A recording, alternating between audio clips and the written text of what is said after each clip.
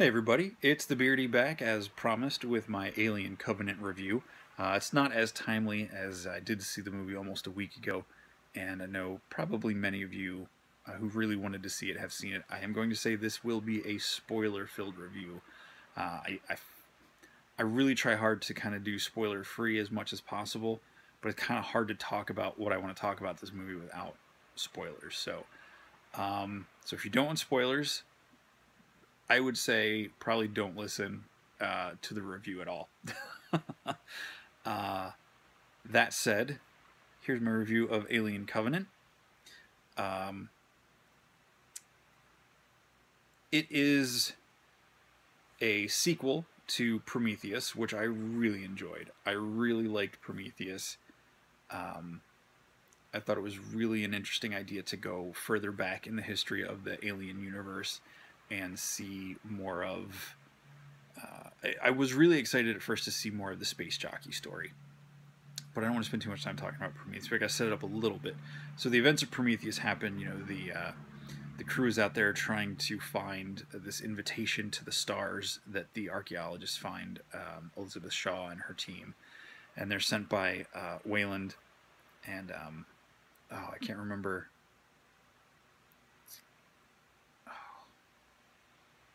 What was her name?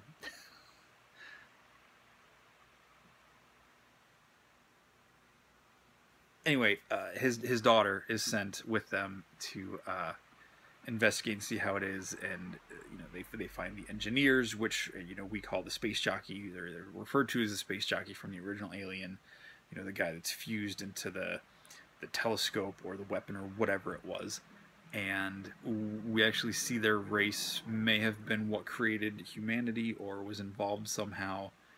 And the David, who is the android played by Michael Fassbender, he's in this, and he is a direct creation of Wayland. And there's the whole story of children revolting against their parents, and all of that. And so there's the bigger story of the humankind revolting against their alien creators, and how the aliens were going to, or the engineers were going to deal with that. And then how biological children, and then the android, and how he thinks of his maker as being human, and all that stuff. So it's really interesting philosophical ideas in this movie. And when I first heard they were going to do a sequel to Prometheus, I got really excited because I want to find out, because Shaw uh, escapes in an engineer ship at the end of the movie, and it was not the planet. They kind of tease at a version of the Xenomorph in that came out of one of the engineer bodies, but it didn't fully look like the typical Xenomorph we're used to from the Alien movies. But Shaw and David survive. Well, at least David's head survives. They escape, and she sends out her beacon or whatever. So I was hoping we'd get to see, maybe not immediately where that movie ends, but with Alien Covenant we'd pick up, with their story. And for some reason, I guess Ridley Scott decided, maybe it was fan reaction, according to what I've read online, but for some reason he decided to jump, kind of fast forward, and get more into the Alien Xenomorph style story that we're used to. So you have a crew of colonists who are on their way to establish a new settlement for humankind. There's over 2,000 colonists, and then you've got the crew of the ship, who are the main cast. We don't really see any of the colonists, we just see the crew that's guiding the expedition. Like with all the Alien movies, there's some sort of disturbance or disruption that wakes them up out of hypersleep. And is it Catherine Watterson? She plays. Man, I'm drawing a blank on everybody's name today. I apologize.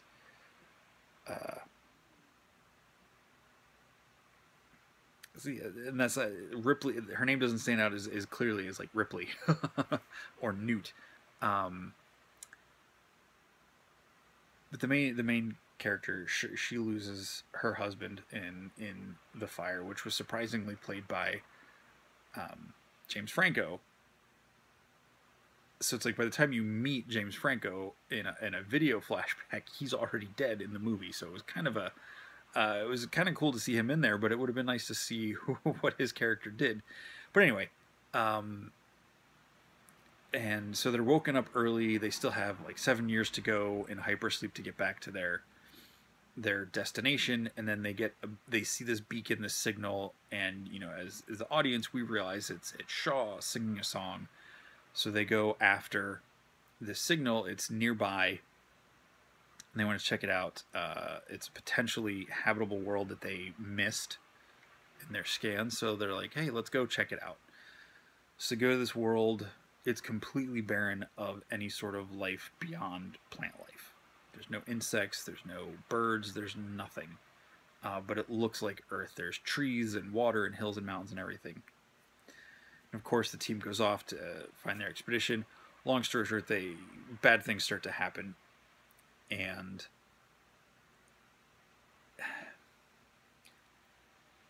in a way, like we had the black slime in Prometheus, which I thought was interesting, especially after recently watching Alien, where you see a version of that slime in the original movie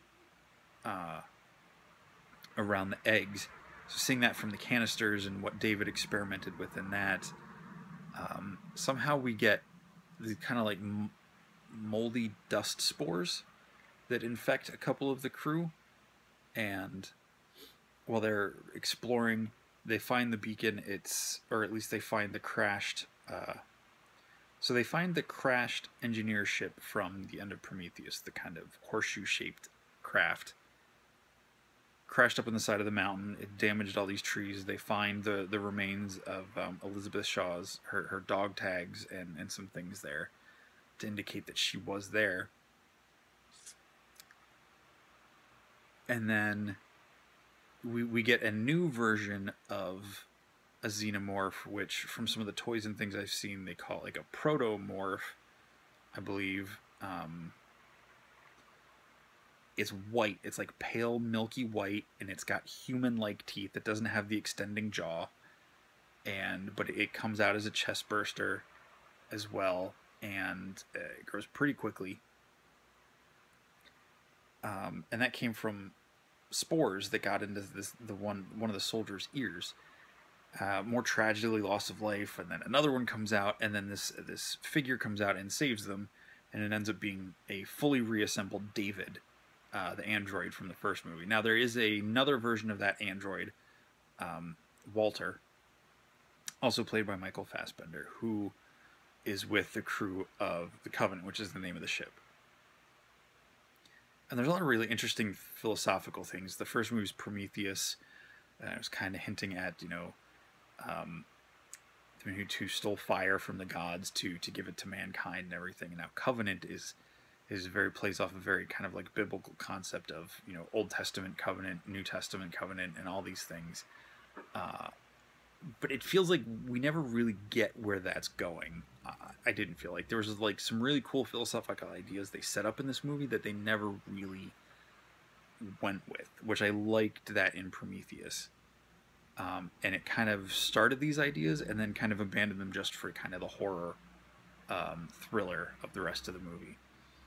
So you find out over the second act of the movie that David has in fact returned to this world that was originally populated by the engineers, and as he returns, they see the ship and they're celebrating in the city, and he drops this bioweapon, which from Prometheus, you remember the one at the beginning of the movie drinks the liquid, the black liquid, and it deteriorates him and he falls into the ocean and dies.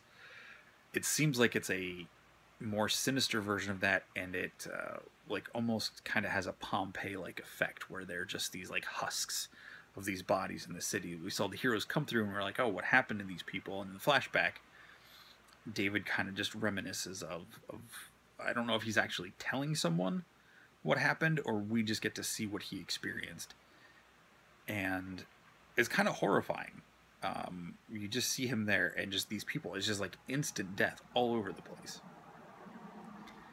And then you find out what really happened to Shaw. And the tragedy is that, and in this brief glimpse, you see a version of her where it almost looks like her mutated or, hybridized with an engineer, because she didn't look. It definitely looked like Noomi Rapace, but she also looked like one of the engineers at the same time. But she was all dissected and open, and for some reason, David has become obsessed with these things, and he has perfected them, but he's had no hosts to test them on. Which is why our heroes and crew of the Covenant are here. And he lures someone into this kind of pit, and as the audience, he's just leading into one of the eggs. That's exactly what it is. You see the classic full-on egg with the four sides open up, and you see the face hugger come out, and so this is potentially the first full-on face hugger. And you see like sketches and all these things, and there's bonding between him and Walter. And interestingly enough, they set up the concept of the captain of the crew, Billy Crudup, he's captain because the original captain died. And he struggles with this because he's like, oh, they're not going to listen to me because, I'm a man of faith. They didn't even want me here because he's a man of faith. But like, we never actually get to see what type of faith he is. It never plays a part in the actual story other than for him to complain about being a man of faith and being opposed for some reason. So again, it's one of those philosophical ideas that they set up and it never goes anywhere. So chaos breaks out. Of course, we get the protomorphs. The white ones are really unnerving because their mouth kind of like rips open out of the head. It's just really, I don't know, it's kind of creepy. But there wasn't any real big scary moments in this. It was all kind of hitting the beats you would expect. And I'm not complaining, but there was just a lot of familiar things that just kind of play out in slightly different ways. And the big thing at the end is, the last couple of humans get on this drop ship to try to get back up to the colony vessel that's hovering around the planet, or orbiting the planet. And Walter is with them, assumingly he has killed David. And there's some really interesting stuff between the two of them. Like, I won't spoil all that. Some of the stuff between them is really cool. But, they fight off the Xenomorph off the outside of the ship, and they get back, and as Walter is putting the survivors back into cryo sleep, the main character, Daniels, that's her name. Daniels, she's going to sleep, and she brings something up from the beginning of the movie, like, hey, will you help me build my cabin?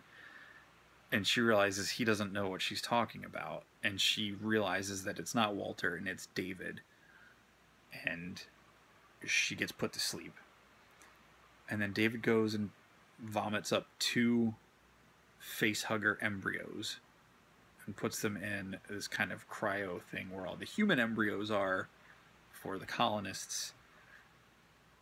And he's got a ship with 2,000 people, plus the crew. So that's how this movie ends. Like I said, there's a lot of really cool things in it. I really would have loved to have seen the movie that happened between Prometheus and Alien Covenant, of David and Shaw's adventure. Why she bothered to reassemble him when she knew, despite helping her, that like he wasn't right. He did some horrible things in Prometheus that she was aware of. I don't want to see him experimenting on her. That was horrifying and totally sad. I hated that. I think Shaw was a great character, and I would love to have seen more of her. So maybe that wasn't her. Maybe it was just like cells that had been merged in DNA, so maybe she's out there somewhere. I don't know. I can only hope. But there it is. I would say Alien Covenant was a solid entry into the Alien canon.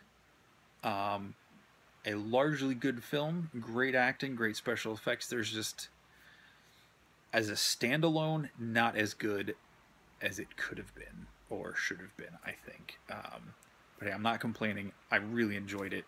It was a lot of fun. So if you like the Alien movies, you're not going to want to miss it. It is definitely worth seeing on the big screen.